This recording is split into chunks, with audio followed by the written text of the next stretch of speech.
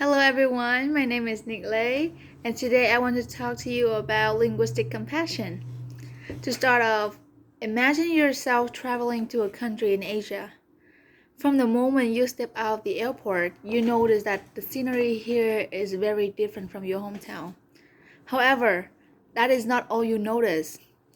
You also notice the way how people greet you and the language they're speaking. Let's say you're in Thailand. And noticing the person who greets you, you can see that she puts her hand together and says, "Sawadee ka." By now, you have made an assumption that this is how Thai people greet. For your information, "Sawadee ka" is hello in Thai. Now, keep the same imagination in your head, but this time you're in Europe. Let's say you're in France. I know that most of us here know how French people greet, and maybe some of us are having the thought, French people don't put their hands together and say "Sawadee ka." French people say bonjour, and sometimes they put their right hands out to shake the other person's hand. Through these scenarios, I want you to have an idea of how people greet in different countries, and how they use their language to show their welcome to you. Another thing I want to point out from these scenarios is your first impression. Before continuing your conversation with the other person, you already see an obvious difference in the way you and that person communicate, which is the language you're speaking. All of us, we're living in a community where every one of us has different family backgrounds, and every one of us belongs to a group of people or race and ethnicity.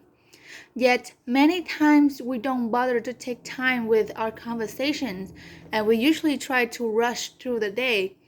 I agree that most of us are busy and have a life to continue. But is it worth it?